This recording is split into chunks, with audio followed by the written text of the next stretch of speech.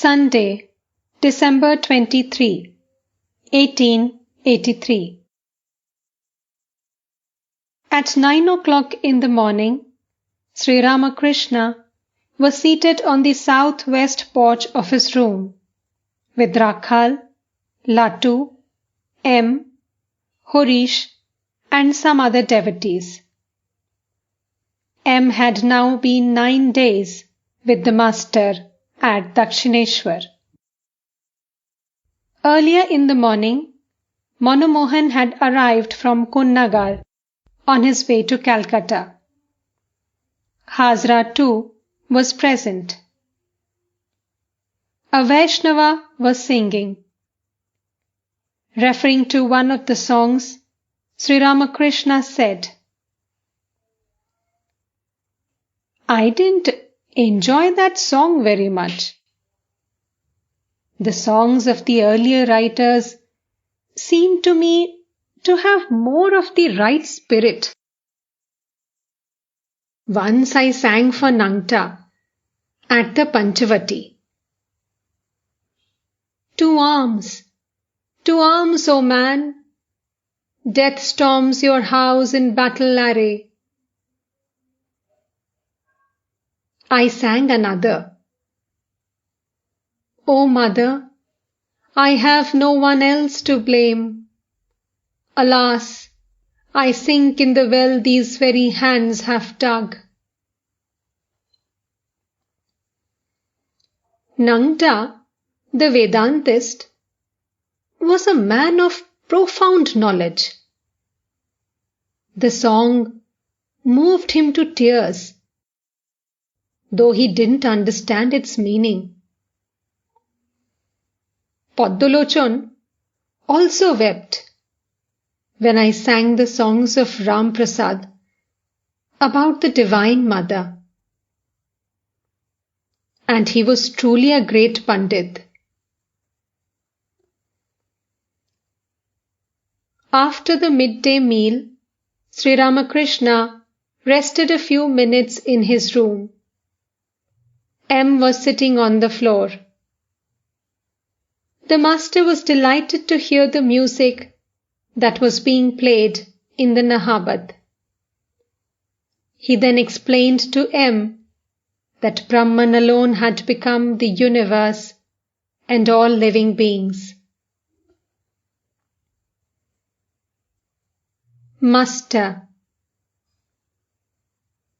referring to a certain place, someone once said to me, "Nobody sings the name of God there. It has no holy atmosphere." No sooner did he say this than I perceived that it was God alone who had become all living beings. They appeared as countless bubbles or reflections in the ocean of Satchidananda. Again, I find sometimes that living beings are like so many pills made of indivisible consciousness. Once, I was on my way to Bardwan from Kamarpukur. At one place, I ran to the meadow to see how living beings are sustained. I saw ants crawling there. It appeared to me that every place was filled with consciousness. Hazra entered the room and sat on the floor. Master, again, I perceive that living beings are like different flowers with various layers of petals. They are also revealed to me as bubbles, some big, some small. While describing in this way the vision of different divine forms, the master went into an ecstatic state and said,